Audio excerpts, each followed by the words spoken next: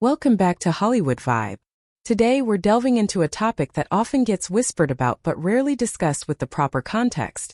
The so-called vintage or early career photos of Mila Kunis, often branded with the tantalizing label, "For adult eyes only."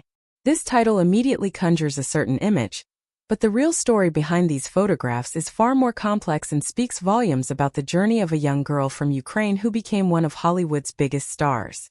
When we talk about these vintage photos, we are almost exclusively discussing images from Mila's earliest days in the industry.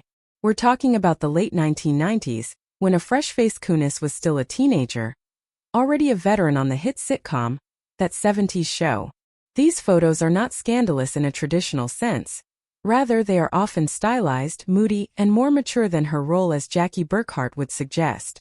They might include promotional shots for the show, early magazine editorials, or red carpet appearances where fashion choices pushed a more sophisticated, and sometimes sultry, image for the young star.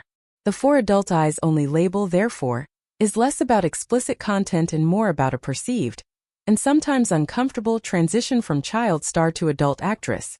A transition the public and the media have always scrutinized with intense fascination. This scrutiny is a pivotal part of the narrative. Mila Kunis grew up in the spotlight, and these photos represent a time when the industry and the public were beginning to see her not just as a talented kid, but as a woman. This shift is a notoriously difficult path for any former child star to navigate. The adult eyes in the title could be interpreted as a reflection of this very gaze. The moment the world decided to look at her differently, it's a commentary on our own culture's obsession with the metamorphosis of young stars, a process that is often documented in a way that can feel intrusive and overly sexualized. However, to only view these photos through that lens does a disservice to Mila Kunis's own agency and formidable intelligence. What makes her story so compelling is how she navigated this period. She didn't allow herself to be pigeonholed by the sexy teen star archetype. Instead, she carefully and strategically built a career that would shatter those early impressions. She followed That 70s Show with voice work as the hilarious Meg Griffin on Family Guy, a role that showcased her talent completely separate from her appearance. Then came her cinematic reinvention in films like Forgetting Sarah Marshall and the Oscar-winning Black Swan, where she proved her depth, range, and power as a serious actress. The true power of looking back at these vintage photos today lies in this hindsight. They are not just relics of a bygone era. They are the first chapters of a remarkable success story.